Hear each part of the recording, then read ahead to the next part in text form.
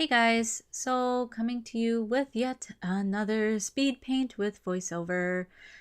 This one is going to be about positively accepting your mistakes. I understand the frustration of mistakes. I hate making them. I hate people acknowledging them. I hate acknowledging them in myself. It's very frustrating as an artist when you make the same mistake over and over and over again. And it can get so frustrating sometimes that you want to quit, or you want to move on to something else and avoid whatever it is you're struggling with altogether. This topic kind of came up because I was talking with JMI Creations on Skype, and I mentioned how I tend to try to be more real with people, and if I make a mistake like in a speed paint or something, I leave it in. And my reasoning behind that is I don't want you guys to think that art is like this easy magical thing. Here's the thing with YouTube and art. Our videos are edited. We put them together in a way to show our best face, to sort of get the attention, to make the monies, to do whatever it is we're out to do. But the truth of art is that even professionals, even people who've been drawing for years and years and years and years and years, they still make mistakes. And to not show them is almost a disservice to the people who are watching. Why? Because it's not just about making the mistake, it's about overcoming it. It's about facing it head on and either fixing it in some way or another, or accepting that it's been made and then moving on with the piece, because just because you made one mistake doesn't mean that the whole piece is ruined. And we tend to, as artists, be very finicky like that. We tend to rage quit. The second we realize we've made a mistake, we just rip everything up and walk away, and we're never going to do it ever again. We're emotional creatures, we artists. But what I'm here to basically do. Oh, and there was another instance I wanted to talk about why it came up. I'm also bringing it up because I've recently had an artist friend come to me and say that they are no longer going to do art because they feel like they've plateaued. There's no longer anything for them to learn, and that their style is what it is, and they're not going to get any better. And that made me really sad because this person's very talented, and despite my encouragements, they're not going to keep drawing. And it's like, okay, well, I can't force you to do it, but I really wish you would, because it's nice to have friends to draw with. So that's why mistakes should be taken as a positive thing for two reasons. One, if you're still making mistakes, it means that there's still room to grow. Without conflict and without a seek for resolution, you're never going to grow. There's nothing to do. So if everything's perfect, then why continue going on with it? That's sort of human nature, is once you've reached a level of perfection, then what's the point in continuing to go on? You've already gotten it. You've won the thing. You've made the money. So let's just, find something else. And I don't know that I've seen that so much in artists. This is actually the first time I've actually had a friend tell me that this is what they're doing. So it does make me sad.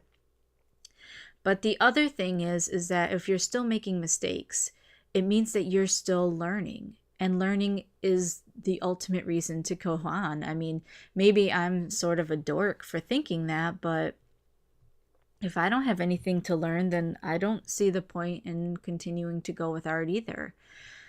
So mistakes, although frustrating and irritating and rage-inducing, should be twisted around, hopefully, to a more positive direction, especially for beginning artists.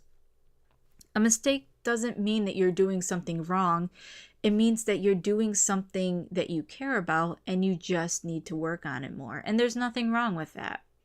I feel like as artists, we tend to hide our mistakes and sort of be ashamed, like, oh, I've been, drawing butts wrong the entire time. Well, so what? Show the process on how to draw butts correctly, or study butts and draw them even better. I mean, there's absolutely nothing wrong with that. We're all in the same boat. And I realize that it's a little bit weird because, you're obviously not there with that person 24/7, so you don't see the struggle, but, it's there, guys. Even professionals make it. And like I said, with YouTube and everything, everything's edited. on speed paints and things like that to look like it was done flawlessly the first time. Artists on YouTube are trying to sell themselves typically. So they don't necessarily focus on the mistakes or the struggles. They focus more on, okay, here's a speed paint. This is how beautiful it looks. It turned out fantastically. Now click the thing and give me money. And you can't blame them for that because it's sort of how art is sold. I mean, we sell ourselves, and selling yourself as, efficient is the way to do it. Now, if you guys go back in my YouTube, particularly back when I first started, and look at my first sketchbook reviews, I mean, I look back at them and I cringe. My anatomy was off. My character design was so weak. I did just really honestly just scribbles. It wasn't even anything more finished. And over the progress of the last 2 years, my art has improved greatly. And I'm not afraid to acknowledge that. I don't think I'm full of myself at all for acknowledging it, because I not only showed my mistakes to you guys, but I showed how to sort of grow from them, how to continue going on. And yes, it was a frustrating process. There were days where I was like, I'm not going to make a video. I'm not going to talk about this. I'm not going to pick up a pencil. I'm not going to do anything. Art sucks. I quit. I'm a nurse. What does any of this matter? And those are the days where I realize maybe I need a break and it's time to come back to it later. And I usually do. And then by then I'm ready to take on the challenge of improving whatever it is I'm struggling with. And again, I want you guys to all succeed, but I want you to succeed in a positive way. And unfortunately, when you're negative about things, it tends to hinder your ability to learn. You tend to get in this mindset of, well, I suck and I'm never going to be good. Well, of course you're not ever going to be good because you think you're never going to be good. So I know everyone's like, oh, Terri, you sound too positive, rah, rah, rah. It's like, yeah, I know. It's because I've been there. I've done the negativity thing before, and it does no good. It does absolutely no good. Trust me, please trust me. I've been there. I used to be a negative Nelly. It was awful. Anyway, so yeah, guys. So mistakes, accept them in a positive way. Learn from them, grow from them. That's what life is about. Again, and I've said this before, is learning and growing. And the second that you lose that will to learn and grow is like the second where it's like, why does it even matter then? And if you guys are finding that you're struggling with that negativity and that disappointment in your art, just keep in mind that even professionals, they go through the same thing. It's just they don't put it out there for everyone to see, because how can you sell yourself if you just are negative on yourself all the time? If you get my drift, right? Good.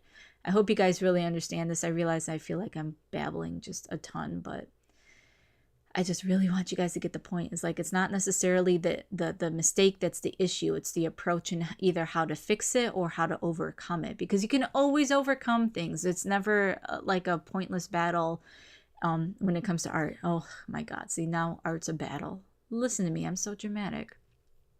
Anyway, so let's talk about this piece a little bit. Of course, it's Baby Piper here. This is actually taken from her profile picture, and I just sort of adapted it into inks because I really couldn't think of what to draw. So I just worked on this. Her hair's a little flat, but it turned out pretty good, so I'm pretty happy with it. And I'm really loving my lining. It's getting better every day, so I'm a little bit proud of myself. Don't mind me tooting my horn.